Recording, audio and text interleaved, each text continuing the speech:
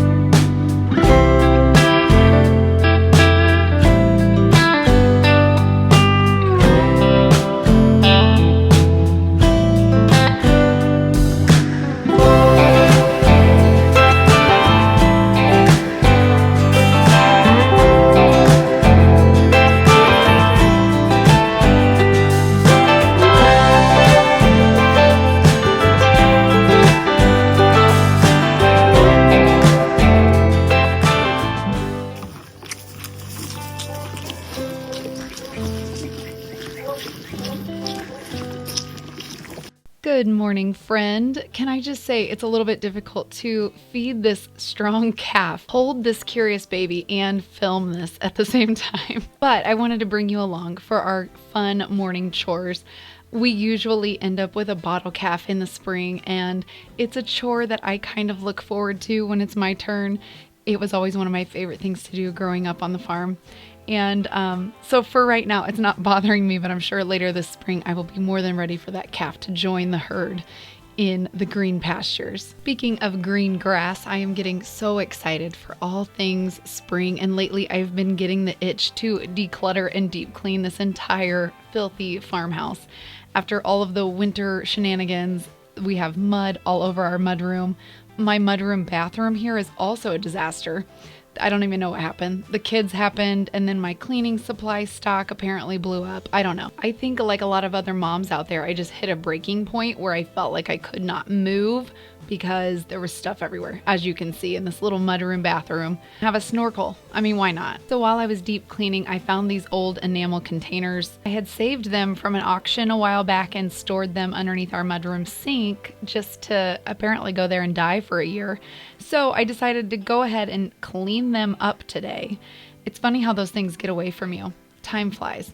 But I wanted to clean them up and use them in some functional way. And so I reorganized in this cabinet a little bit, threw out all the old medicines and things that we don't need anymore, and really got my cleaning supplies down to what I actually use and like. And not only does this cabinet look so much better after doing this, but I know it will function so much better for myself and my family going forward this spring. And when that cleaning box was all cleaned out, lightweight and easy to carry around, it gave me the momentum I needed to continue cleaning throughout the rest of my home. Between that momentum and the beautiful shift in the weather, I had the windows open, obviously the doors open even, and I was scrubbing, I swear, from floor to ceiling. The thing about farmhouse mudrooms is I could probably do this all over again and still have a dirty rag because there's just so much dirt and dust that comes into a functioning mudroom.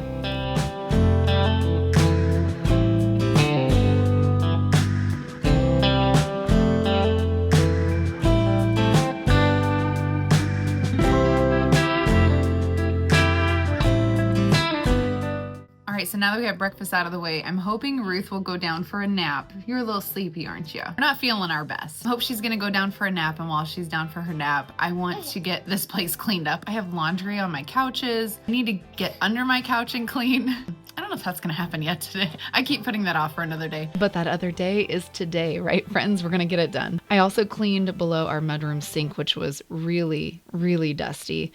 It's nothing glamorous underneath here, pretty much functional, also full of Coke. Oh, I miss you, Coke. If you don't know, we gave up sugar for Lent, so that was just like mocking me. And we should definitely wash these curtains while we're at it. Now, I wanted to clean out underneath the sink because we recently got a new reverse osmosis water filter that I'm really excited to have Dan install. I'm sure he's thrilled as well. Don't husbands just love our honey-do list? Water Drop is kindly sponsoring today's video, and they sent us the under the sink reverse osmosis machine. Now, here out in the country, we have a well of our own that is honestly not too old, and I haven't been highly concerned with any contaminants in our water, but over the years, I've also learned more and more about things that could potentially be in our water that could be harmful to our health. So I've been looking into reverse osmosis machines for a while now, so I was more than excited to work with Water Drop. Our machine is the G3P600, and I love how easy the filters are to change in and out. This unit also doesn't take up a ton of space, and it is a tankless design, so it never has water sitting in there and maybe potentially growing more bacteria. I also like how the faucet will tell us when there's a filter in need of replacement, and that makes it really easy to reorder and change those out. Installation was fairly simple, but by far the best thing about having this new RO system is the peace of mind it brings me that I'm giving my family clean drinking water, and the cherry on top is that my kids think the new faucet is really fun. If you're interested in removing contaminants from your water and making sure your water source is healthier in 2025, be sure to check out my link to Water Drop in the description box below.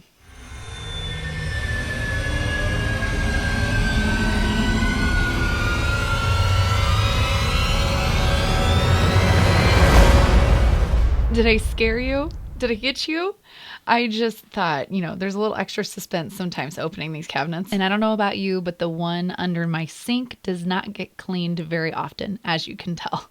It's not like I keep a ton of stuff under here, so it could have been worse, but it just seems like it's disorganized and there's always crumbs and things. And full disclosure, this is usually where my cute little farmhouse mouse likes to live, because why wouldn't you? There's free dinner. Been needing to clean this out and reorganize it because the baby is on the floor even more now because she's crawling and soon will be walking. So it's funny how those little stages of life change the way you organize things in your home. So we're back into that baby stage again, and I need to be thinking more mindfully about where to put all of my dishwasher tablets and things like that. So I've been looking at a couple different stands, and I'm trying to avoid the urge to buy something new, but no promises because there's just a few things I'd still like to do here. One thing I have found though is that if I hold off on buying something, especially organizational containers, what comes along during this process of spring cleaning and decluttering is that I find a container or a shelf that was no longer useful in one area of my home, but now all of a sudden solves a problem in another room. So you can always use what you have if you just get creative and hold off on buying those things just a little bit longer until you know whether or not you actually need it. That wasn't so bad. It always amazes me how quickly that stuff goes, but how I don't do it very often. That's why it gets so gross, and then it feels like a dirty secret of what's under the sink. Speaking of random dirty things, I found this on my kitchen floor. Bet you can't beat this one. We have these containers for chores around the farm, and apparently my boys thought they would bring in eggs and then most of the bedding from the hen as well. Oh, the random things you will find in my farmhouse. Time to pull back the curtains over here on these cabinets. I have to say these really aren't too bad. I feel like I've gotten my system down over here, minus the lays that are here for some reason. Again, it's kind of a funny story. The kids recently had a spirit week, and one day was beach day, and it happened to be this awful snowy day.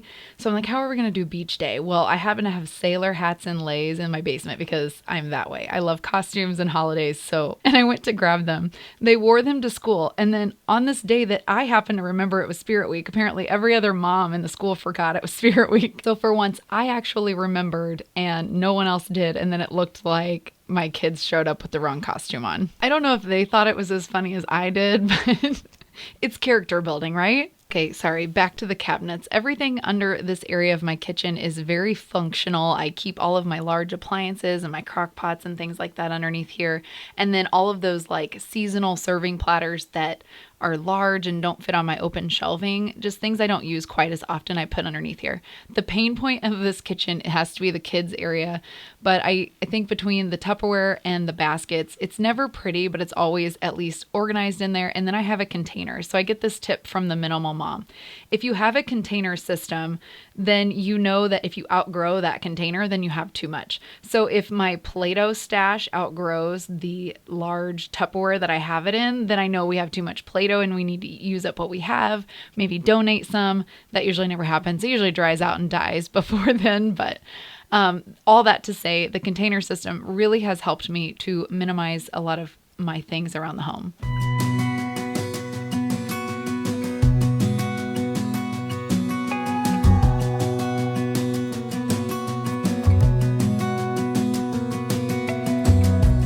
As a young girl, the fields were mine.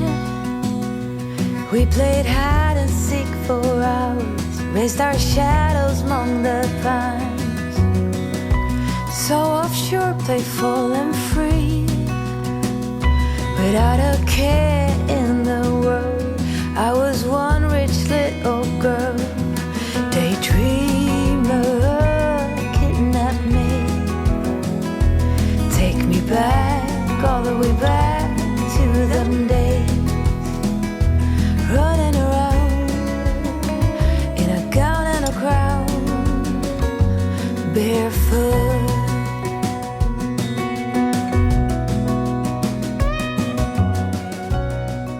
Okay, as I promised myself, we are going to move into the living room this afternoon. As you can see, the baby is awake, but we are going to knock this out. Got the laundry put away. Is that not always just like the biggest feat of the week? If I can keep up on daily laundry around here, it seems like that just solves all of our problems. Now, don't judge me. I do clean underneath our couch on somewhat of a regular basis, but it doesn't seem like it takes long to just get out of control. There's always trash and toys. You want to entertain your kids, pull out the couch, because it never fails that you will find that toy that they have been looking for months. So even though you're dreading pulling out the couch, just do it, because then you'll feel like super mom because you saved the day, and then you're also super mom because now you have like a clean space under your couch. And I'll tell you what, it also like frees up a lot of mental space when you know that under the couch there's not this like mess lurking. Those things can just tend to fester within us, whether it's like physical clutter or mental clutter. That detox and decluttering that we can do can just free us up so much, especially this time of year when we need a fresh start.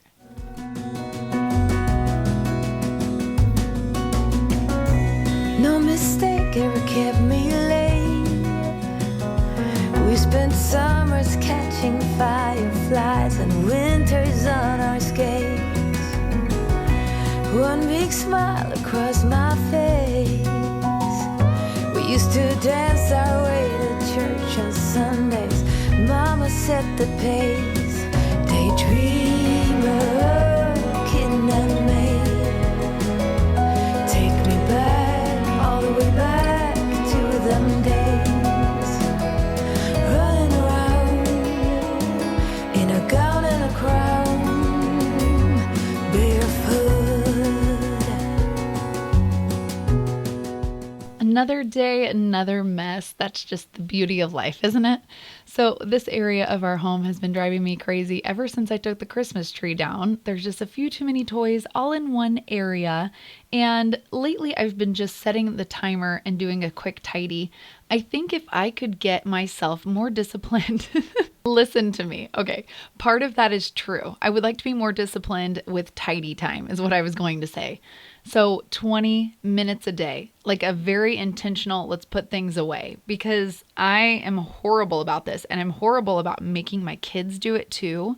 So because there's a lot of hand holding that has to go on. Sometimes I just want to tidy and do it myself, but I know that there is value in raising my kids to learn how to tidy their own spaces. So I'm working on that. All that to say that discipline is like part 2. Part 1 is we have too many things. And I think I'm not obviously the first person to tell you that.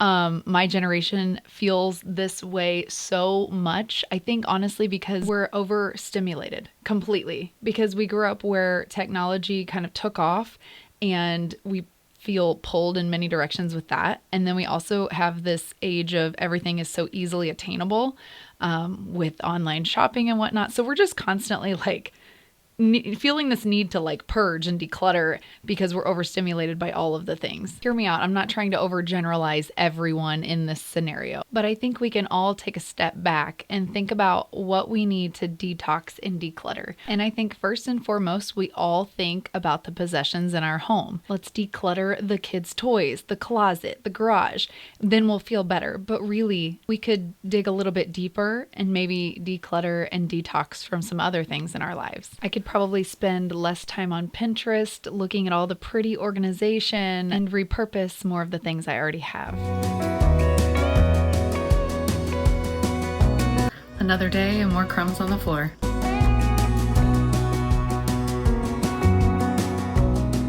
All right, let's step into the kitchen here because, as you know, my family needs to eat. Today is Friday and we've been doing some awesome decluttering this week and just tidying up. I just have all the spring vibes. It's also Lent, which means no meat in our home on Fridays. So I am going to make up one of my favorites to have during Lent, and that's tomato soup and grilled cheese. I made some homemade sourdough bread earlier this week, and I have found that it is my favorite, absolute favorite bread for grilled cheese. I am going to get this soup mixed up and put on the stove this afternoon so it can just kind of slow simmer in the background, and it's going to smell amazing and be hearty and delicious for dinner tonight. Now I'm starting with the little trio here of onions, carrots, and some celery. My celery looks like it has seen better days, but it's only because it's just been pre-chopped in my fridge, so it needs to be used up. It'll be perfect for this soup. I'm going to toss that here in my big Dutch oven with some olive oil and let those kind of start to work and caramelize over a medium heat. Now I'm going to let those go while I gather my other ingredients, which is going to be a tomato paste, some flour, some chicken bone broth, a little bit of garlic. This is just smelling so good already. Now I am fighting the urge to add just a little bit of sugar in today's soup. I always add just a tiny bit of sugar to my tomato base things. I don't know, I guess I got that from my grandma a long time ago, but it can help to kind of offset the acidity and the tartness of those tomatoes. But as I had mentioned in previous videos, during this Lent, we are taking a break from sugar. And while we are not fully detoxing our bodies from every sugar, like we're still allowing ourselves to have honey, dairy products and things like that, and fruit, but it has been quite the challenge. I miss having chocolate. I feel like overall the first week went pretty smoothly, and then we hit like day 10 and 11. And my husband and I were both like, I just really need something. So overall, I just really feel like this has been a good challenge for the both of us. So for you, it may not be anything in regards to Lent. You may not be fasting from anything, but I would like to encourage you to think of different things that you could declutter from your life outside of possessions in our homes, or things that you could detox from. Maybe it's social media or your cell phone, or maybe it's negative self-talk or drama. I don't know what it could be. I'm sure you already know in your heart what it could be, but definitely give that a thought as you're moving into these spring cleaning months ahead.